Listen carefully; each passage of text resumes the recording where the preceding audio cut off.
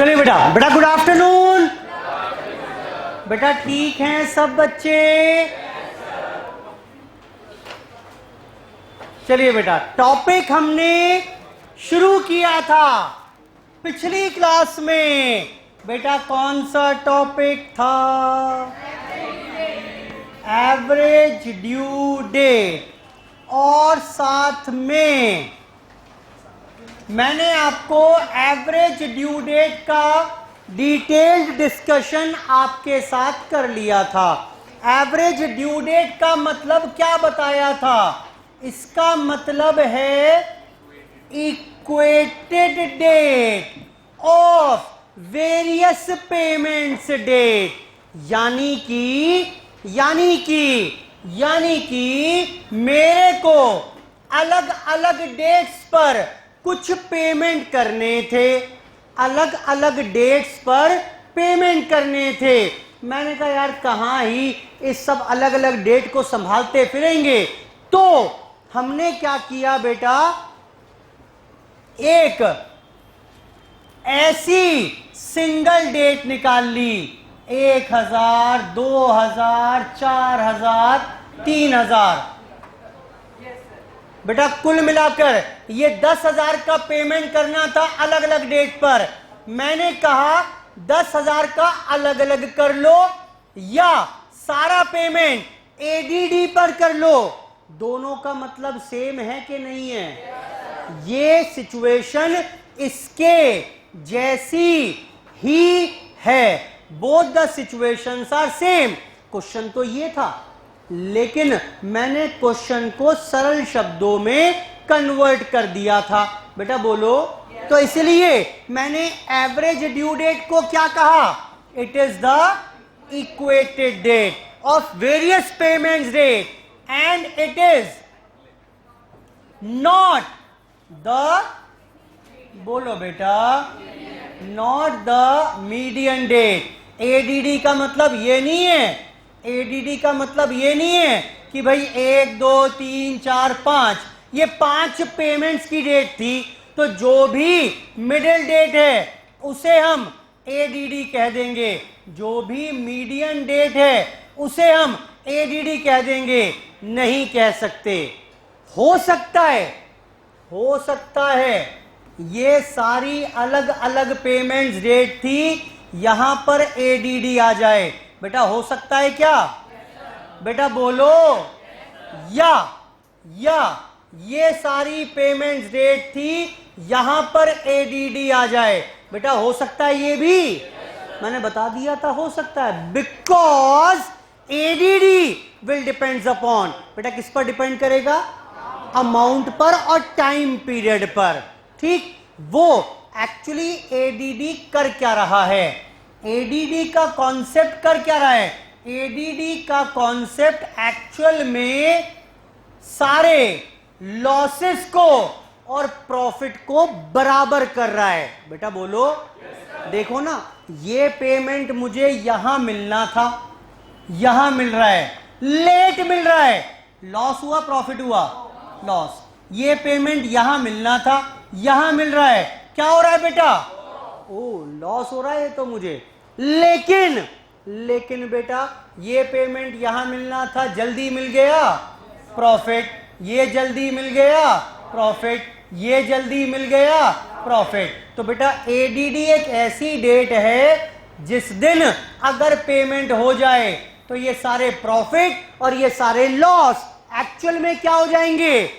बराबर हो जाएंगे। इसलिए एडीडी पर सेटलमेंट हो तो किसी भी पार्टी को कोई एतराज नहीं होगा। पिछली पूरी क्लास में बस मैंने ये बातें की थी आपके साथ। अगर सारा पेमेंट एडीडी पर कर दें तो it would result in no profit, no loss of interest to either party. बेटा क्लियर है बात? फिर मैंने एक बात और भी बता दी थी वैसे। अच्छा जी ठीक है, चलो ये एडीडी आ गई, लेकिन कोई व्यक्ति कह रहा है कि ना सर मैं तो एडीडी पर पेमेंट ना कर पाऊंगा, मैं तो 31 जुलाई को पेमेंट कर पाऊंगा, पैसे की व्यवस्था ही नहीं है। तो बेटा बताओ क्या करोगे? तो बेटा क्या करोगे, इतने दिन का इंटरेस्ट चार्ज करोगे उससे, यानी कि क्या मांगोगे उससे, अमाउंट ड्यू जितना भी था भाई साहब वो दिलवा दो, और साथ में इंटरेस्ट भी दिलवा दो। बोलो बेटा, ये क्लास 3 में, आज के बाद तीसरी क्लास में ये कॉन्सेप्ट आएगा, लेकिन समझ लो अभी भी कैलकुलेशन तब करेंगे। सिमिलरली बेटा एक पार्टी ने तो गजब ही कर डाला, एवरेज ड्यू डेट 15 जून थी, 1 अप्रैल को ही आ गया, बोला जी सारा पेमेंट आज लो, काम खत्म करो। तो बेटा बताओ क्या इससे पूरा अमाउंट ड्यू ले लेंगे? नहीं, क्या दिलवाएंगे इसे, कुछ रिबेट दिलवाएंगे। बेटा कितने पीरियड की, ये जितने पीरियड का इंटरेस्ट होगा वही उसे क्या कह देंगे। बेटा क्लियर है भाई, जल्दी पेमेंट कर रहा है अगला तो उसे कुछ छूट। आप समझो, मैंने कहा जी मेरी फीस है 5,000 रुपए, और आपको 3 महीने तक वो फीस या 5 महीने तक 1,000 रुपए देने हैं। आप सारे पैसे आज दे दो, 4,500 में बात बन जाएगी। बताओ ये 500 रुपए कहां से आया एक्चुअल में? ये 500 रुपए एक्चुअल में इंटरेस्ट ही तो है। डिस्काउंट विस्काउंट का नाम जरूर दे दिया, लेकिन एक्चुअली में लॉजिक क्या है भाई, मतलब सारे पैसे आज दे रहे हो अगर, तो क्यों कम कर दूं? तो वो कम करने का लॉजिक यही होता है कि भाई सर वो पैसे आपको 3 महीने तक मिलने वाले थे, सारे आज ही मिल रहे हैं, बैंक में डाल देना, आपको 500 रुपए वहां से मिल जाएंगे। बेटा बोलो ठीक, तो एक्चुअली में वो इंटरेस्ट की सेविंग होती है। खैर कमिंग बैक, अब बेटा मुद्दा क्या रह गया मेरे पास, मुद्दा रह गया बेटे मेरे पास, how to calculate the average due date. बताया है सब इसलिए है कि आपको एवरेज ड्यू डेट कैलकुलेट करने में अब मजे आएंगे। आपको पता रहेगा कि भाई मुझे कहां कहां जाकर कैसे कैसे इस्तेमाल करना है। वो अलग बात है, अभी इस्तेमाल करना लंबा सफर है, मेरे को और 2-3 क्लास लग जाएंगी वहां तक पहुंचने के लिए। मैं अगली 2 क्लास में तो सिर्फ और सिर्फ एडीडी कैलकुलेट करने के ऊपर ही भिन्न भिन्न सिचुएशंस की बात करने वाला हूं। बेटा शुरू कर दूं क्या? जल्दी बोलो बेटा। Okay, now the point is how to calculate the ADD. तो एक काम करते हैं, क्यों ना एक क्वेश्चन ही उठा लें बुक से, जिससे कुछ फिगर्स भी मुझे मिल जाएं। आओ बेटा, पेज नंबर कौन सा है जरा बताना। 82।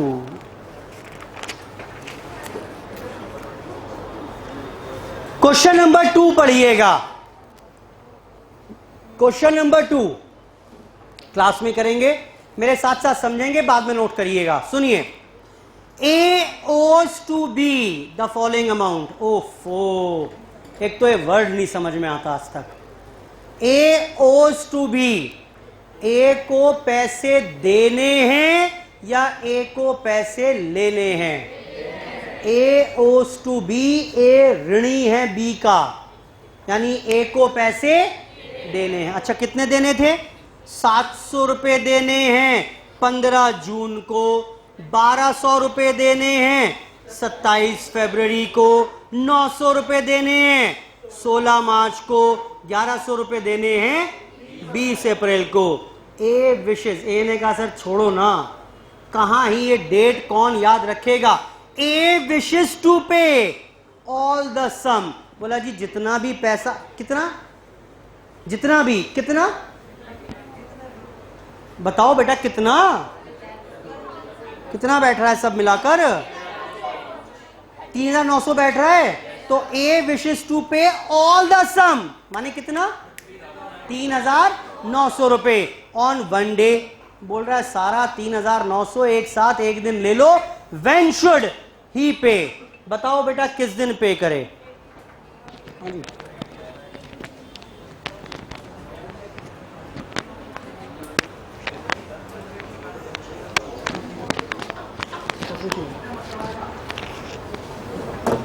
जी बेटा, बेटा वो बेटा, बेटा ठीक है। तो करना क्या है मेरे को? कैलकुलेट करनी है बेटा कौन सी डेट, किस दिन पे करवाएं पूछ रहा है। बोलो बेटा किस दिन पे करोगे? सर एडीडी पर पे कर देंगे। सेकंड पार्ट मैंने क्वेश्चन का पढ़ा नहीं अभी, तो 2 का ए पार्ट कैलकुलेशन ऑफ एडीडी क्या करेंगे सुनिए। सबसे पहले आप बताइए कौन सी डेट पर कितना अमाउंट ड्यू है। बेटा लिख पाओगे क्या? बस मदद करते रहो मेरी। 15 जनवरी 92 कितना? 700। और बताओ बेटा 27 फरवरी 92 1200। और बताओ बेटा 16 मार्च को देने हैं 92 को 900। और उसके बाद 20 अप्रैल को 1100।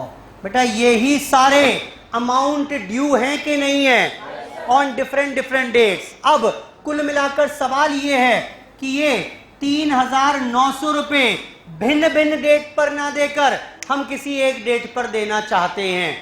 ठीक, बताओ वो डेट कौन सी? तो ये मैं प्रूव कर चुका हूं कि अगर एडीडी पर दोगे तो कुछ प्रॉफिट होगा कुछ लॉस होगा। बोलो बेटा, लेकिन वो प्रॉफिट लॉस क्या होंगे? इक्वल होंगे, तो एतराज ना होगा। अब पॉइंट आता है how to calculate this average due date. तो क्या करेंगे? Assume any date as the base date. आप किसी भी डेट को बेटा सुन लो ध्यान से, अब पूरे चैप्टर में काम आएगा। किसी भी डेट को 10 मिनट चाहिए बस मुझे। किसी भी डेट को बेस डेट अज्यूम कर लो। सर ये बेस डेट क्यों कर ले? क्या वो छोड़ो ना, बताता हूं अभी। किसी भी डेट को जो मन में आ रही हो वो बोल दो। 15 जनवरी भी हो सकती है, इससे पहले वाली 1 जनवरी भी हो सकती है, 20 अप्रैल हो सकती है, 20 अप्रैल के बाद वाली हो सकती है, इनमें से बीच में से कहीं हो सकती है। जब मैं बोल रहा हूं अज्यूम कर लो तो इसका मतलब कुछ भी कर लो। बोलो बेटा, लेकिन हम हमेशा अपने लिए हम क्या करेंगे? Always first due date will be taken as the base date. आप कोई भी कर सकते हो डेज फ्रॉम बेस डेट। और बेटा बेस डेट क्या हमने अज्यूम किए? बताओ। आप कोई भी कर सकते हो, लेकिन क्वेश्चन है इसके ऊपर, बता रहा हूं अभी क्या क्वेश्चन था। आप कुछ भी कर सकते हो, लेकिन राय है मेरी कि पहली ड्यू डेट को ही बेस डेट मानना, उससे चीजें आसान हो जाएंगी। कैसे होंगी बाद में बताऊंगा। क्वेश्चन क्या था? एग्जाम में क्वेश्चन था true false. While calculating ADD, first due date always first due date should be taken as the base date. True या false? False. हमेशा पहली ही ड्यू डेट को बेस डेट नहीं लेना। आप कुछ भी ले सकते हो। बोलो बेटा। हाँ, पहला लोगे तो फायदा बाद में बताऊंगा। अब डेज काउंट करो बेटा। 15 जनवरी 92 से ड्यू डेट तक के डेज काउंट करना। कितने दिन हुए बेटा? 0 डेज हो गए कि नहीं हुए? बोलो बेटा। अब भाई 15 से 15 0 दिन हो गए। 15 जनवरी से 27 फरवरी तक के दिन काउंट करिए। ओरली नहीं करेंगे। ओरली गलती करोगे, गलती हमेशा सिर्फ एक दिन की होगी।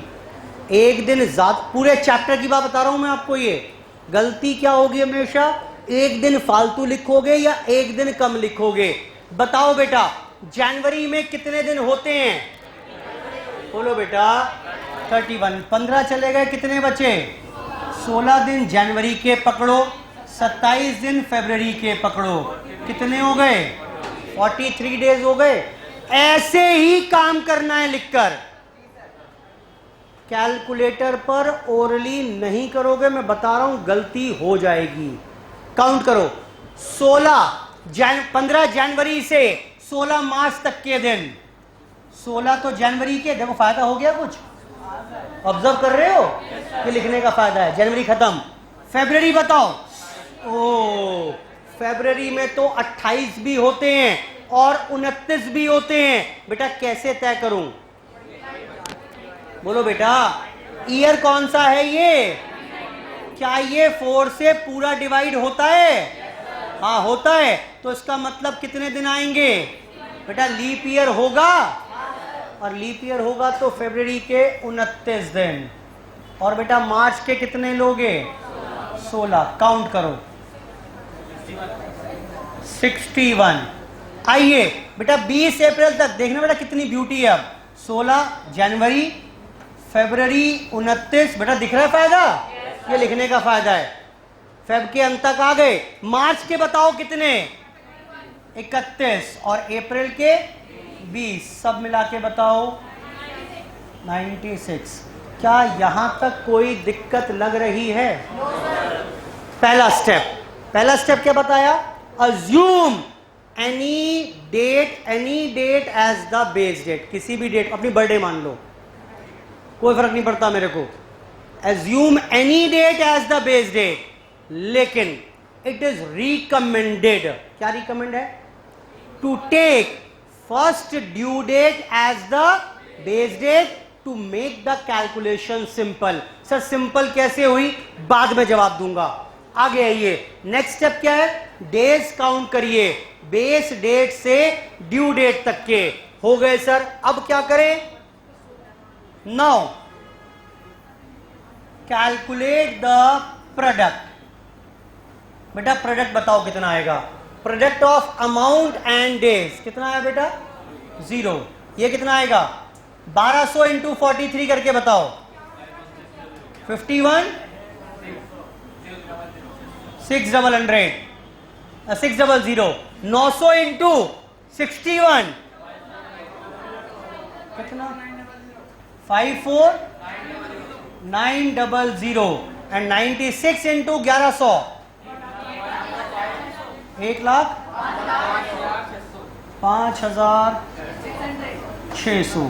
बेटा क्या टोटल बता पाओगे इसका?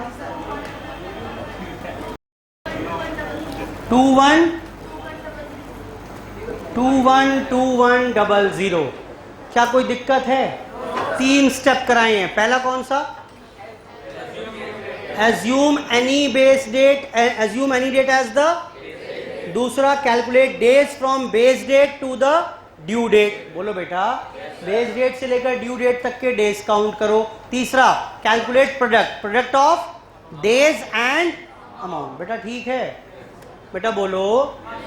इसके बाद अब मेरे पास फॉर्मूला है यहां पर for calculating average due date. क्या फॉर्मूला है बेटा?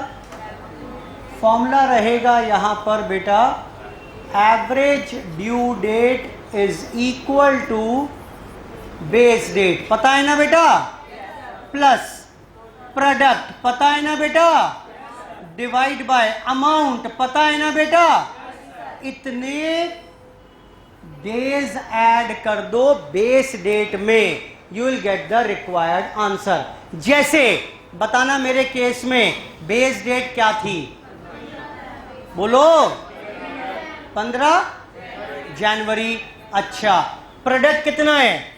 212100 डिवाइड बाय 3900 डेज। इतने डेज ऐड करने हैं बेटा। कितने डेज आए ये बताइए, कितने डेज आएंगे ये भी अभी चैलेंज है थोड़ा सा।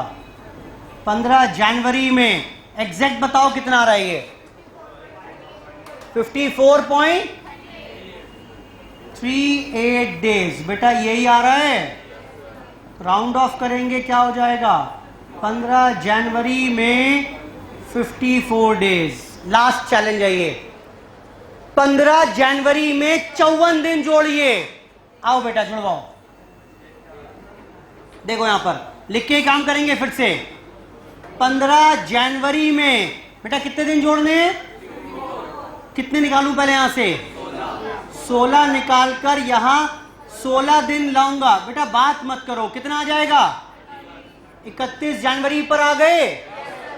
बोलो बेटा ये 54 दिन ऐड करने हैं ना, 16 निकालकर यहां ऐड कर दिए 15 जनवरी में 31 जनवरी पर। अब कितने दिन निकालें? 29 दिन और निकालकर यहां ऐड कर दीजिए। बेटा कहां पहुंच जाओगे? 29 फेब पर पहुंच गए। बताना कितने दिन बच रहे हैं अभी? बेटा कितने बच रहे हैं? अभी 9 डेज और बच रहे हैं। आओ बेटा 9 डेज और ऐड करो। कहां पहुंच गए?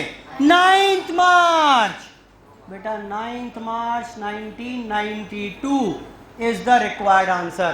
सारा पेमेंट अगर इस दिन हो जाए तो किसी भी पार्टी को कोई भी एतराज नहीं होगा on account of loss of interest. I hope बात समझ में आ रही है। बोलो बेटा।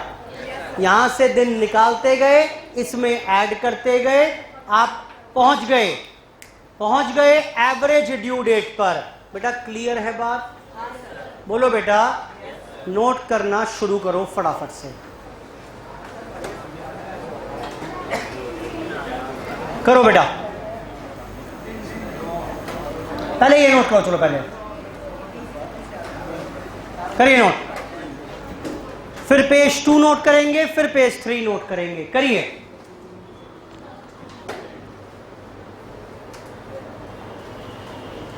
करो बेटा।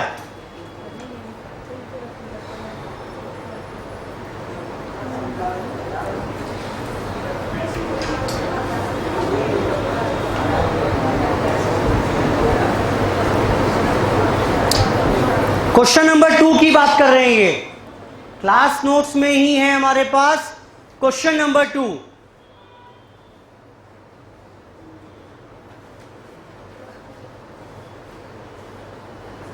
करिए फटाफट से।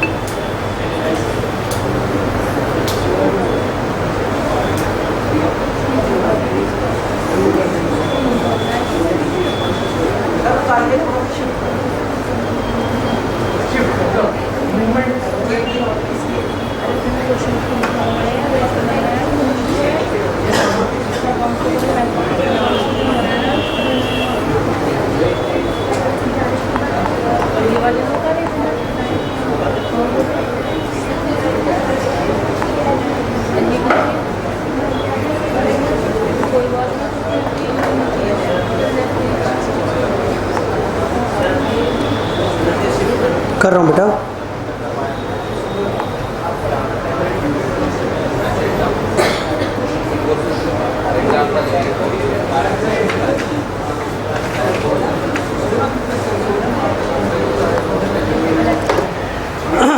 चेक करिए।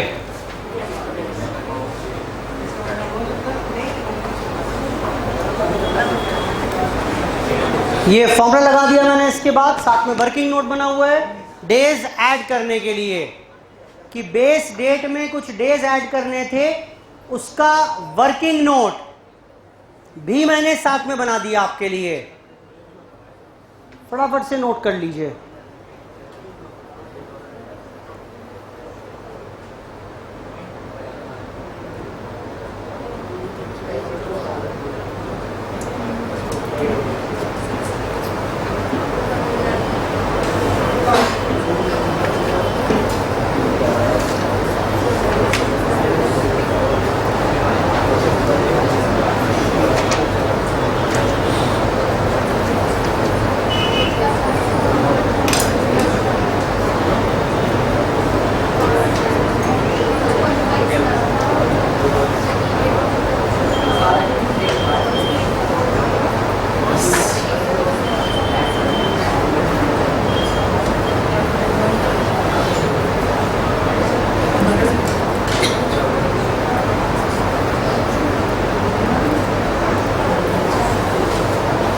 बेटा नोट कर लिया सबने? आइए सी में बी पार्ट पर क्या कह रहा है वो। बी पार्ट बेटा क्या कह रहा है जरा बताना एक बार। Solve the above question. क्या मानते हुए? Assuming the base date to be 10th February। 10th February base date मान लेना। रुक जाओ जरा, देखो जरा प्रॉब्लम कहाँ आएगी। मैंने कहा वैसे कुछ भी मान सकते हो, उसने कहा कुछ भी, मैंने कहा हाँ कुछ भी। तो जरा ये बताओ, अगर 10th Feb आपने बेस डेट मान ली इस क्वेश्चन में, तो प्रॉब्लम कहाँ है? आंसर सेम आएगा। Mark my words, answer same आएगा। घर जाकर करोगे इस पार्ट को होमवर्क में, लेकिन बता रहा हूं मैं प्रॉब्लम कहां आएगी, जिसके वजह से मैंने एज अ रूल बता दिया कि हमेशा पहली ड्यू डेट को बेस डेट मान लेना। सुनो, अगर मैंने यहां पर इसको क्या माना? 10 फरवरी। बेटा 10 फरवरी से 15 जनवरी तक के दिन काउंट करने पड़ेंगे, पीछे लौट के आना पड़ेगा। बोलो हाँ। It would result in negative number. देश तो सिंपल तरीके से काउंट कर लो, करो। 10 फरवरी से 15 जनवरी तक के दिन बताना कितने होंगे? बेटा कितने होंगे बोलो ना। नहीं माइनस छोड़ो ना अभी। 15 जनवरी कितने दिन हुए जनवरी के? 16 हो गए कि नहीं हुए? और फेब के कितने? बेटा कितना हुआ आंसर? -26 आएगा कि नहीं आएगा? नेगेटिव है। अब जब ये -26 आएगा तो बेटा इसका प्रोडक्ट भी क्या आएगा? नेगेटिव आएगा कि नहीं आएगा? कितना आया जरा बताना इस केस में, बोलो। 18,000। ये कैलकुलेशन खामखा की बढ़ गई कि नहीं बढ़ी? मतलब इसमें इतना टाइम खराब कर दिया, जबकि इसका सीधा आंसर क्या आना था? इसमें 0 ही तो था। बोलो बेटा, खामखा नेगेटिव पॉजिटिव के पछड़े में और पड़ गए आप। अभी तो पता नहीं अगली भी नेगेटिव तो नहीं आएगी।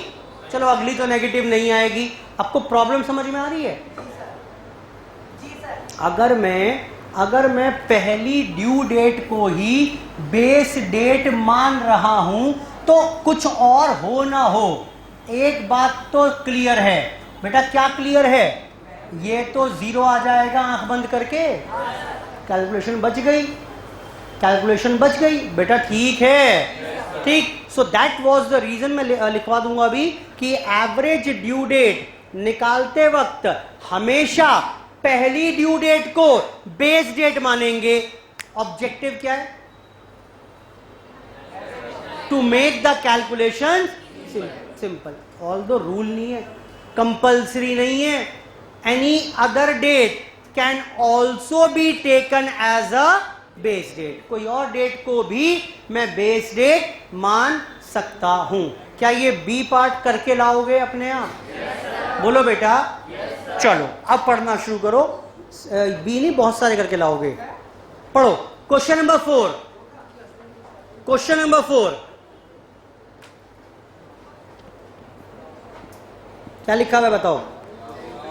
Rao owed to Swami the following sums. Rao ऋणी है बेटा, ये सारे पैसे देने हैं, कर्ज में दबा हुआ है। 5,000 20 तारीख को देने हैं, 8,000 3 मार्च को, 6,000 5 अप्रैल को, 11,000 30 अप्रैल को।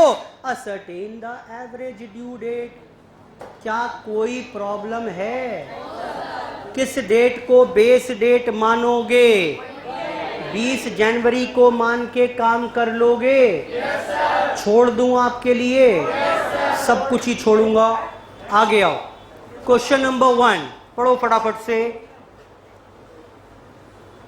अमाउंट दी हुई है, ड्यू डेट दी हुई है। Suggest a date on which all bills may be paid out. किस दिन सारे बिल पे कर दें without any loss of interest to either party. कोई दिक्कत बेटा इसमें?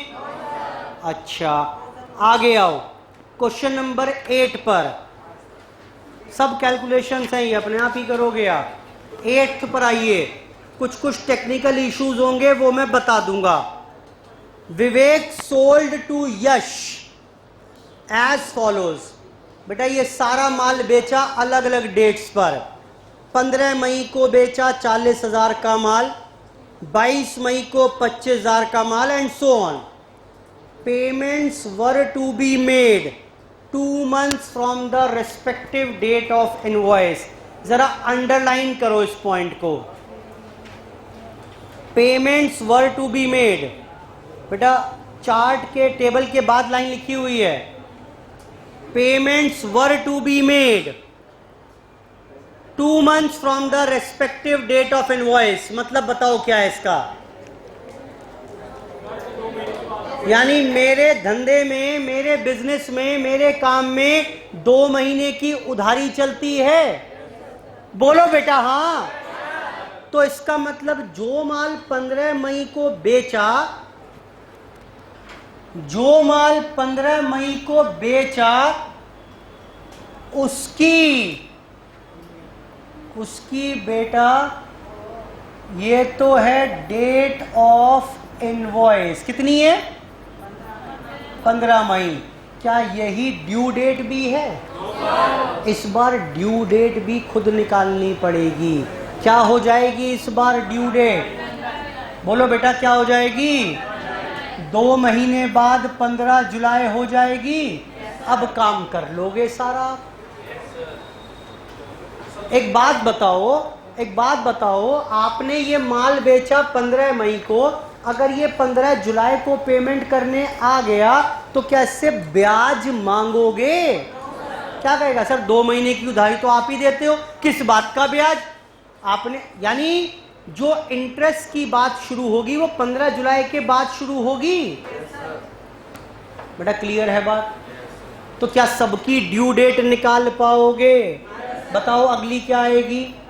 22 जुलाई। अगली बताओ, उसके बाद बताओ 5/8, उसके बाद बताओ। बेटा ये अब काम ऑर्डिनरी हो गया कि नहीं हुआ? कंप्लीट करेंगे होमवर्क में। कंप्लीट करेंगे होमवर्क में क्वेश्चन नंबर 8।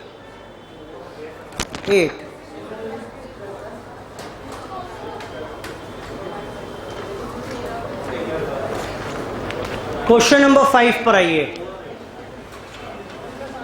5 पर आइए। ये सारे होमवर्क में करके लाने हैं आपको क्वेश्चन। 5 पर आइए।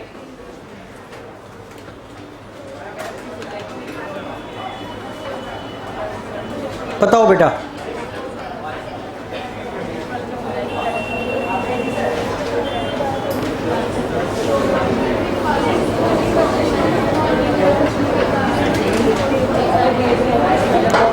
Ram sold goods to Shyam during 2000 as follows। बेटा ये सारा माल बेचा है मैंने शाम को, अलग अलग डेट्स पर अलग अलग अमाउंट का माल हमने बेच डाला। 15 मई को 4000 का, 22 मई को 2500 रुपए का माल बेचा एंड सो ऑन। कुल मिलाकर 5 ट्रांजैक्शंस हुई हैं। अब वो क्या बोल रहा है? वो बोल रहा है payments were agree to be made by a BP 90 days from the respective date of invoice. क्या बोल रहा है? बोला जी पेमेंट करेंगे 90 दिन बाद। जब जब माल बेचोगे उसके 90 दिन बाद का बिल दिलवा दिया करेंगे। 90 दिन की क्या हो गई बेटा? उधारी हो गई। बोलो बेटा 90 दिन मतलब 3 महीने। 15 मई में 90 दिन जोड़कर जरा ड्यू डेट बता पाओगे क्या? 15/8 हो जाएगी। बोलो। अरे नो काहे को, सही तो है। ये देखो आपको ड्यू डेट निकालनी है। डेट ऑफ इनवॉइस दी हुई है 15 मई। बेटा कितने दिन जोड़ने हैं? 90 दिन, यानी 3 महीने। 15/8 हो गया कि नहीं हुआ? बोलो बेटा। नहीं होगा, नहीं होगा। वहां पर credit period was allowed in months, तो मंथ्स में काम किया। 90 दिन का मतलब 3 महीने नहीं होता। हाँ, 12 महीने का मतलब हमेशा 1 साल होता है। समझ में आ रहा है क्या बोल रहा हूं मैं? बताओ, 90 दिन का मतलब 3 महीने क्यों नहीं होता? क्योंकि लॉजिक क्या है इसका?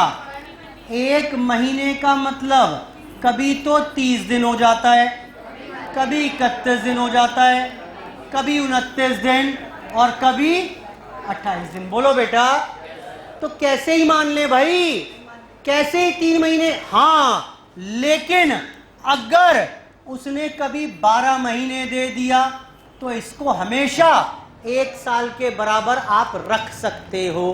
बेटा ठीक है? चलो जरा पढ़ना एक बार।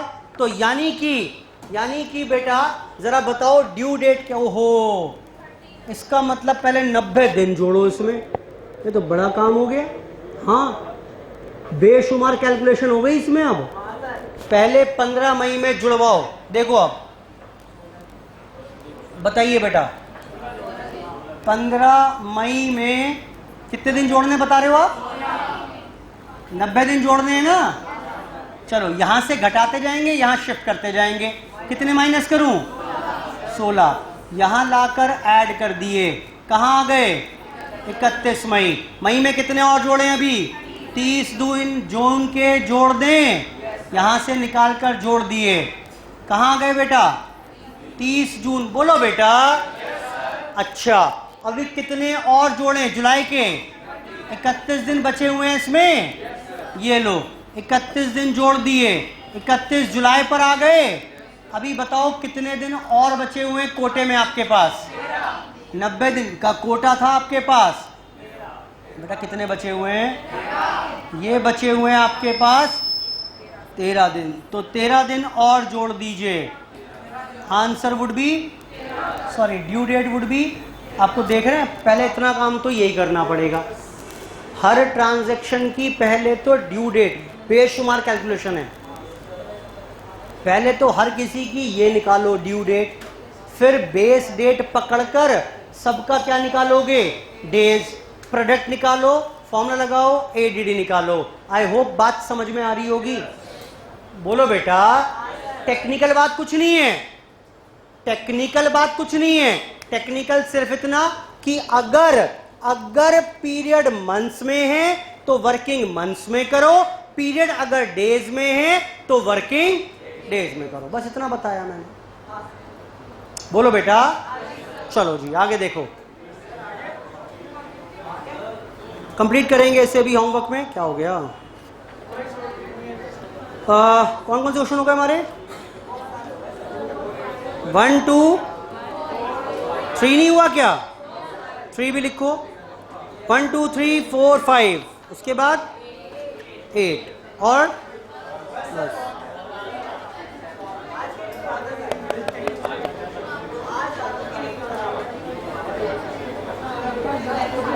बिल्स वाला काम कराना है मुझे। चलो नेक्स्ट क्लास में कर लेंगे, गर्मी बहुत हो रही है। चलो इतना करें आज की चर्चा यहीं पर समाप्त कर रहे हैं। धन्यवाद, बाय बाय।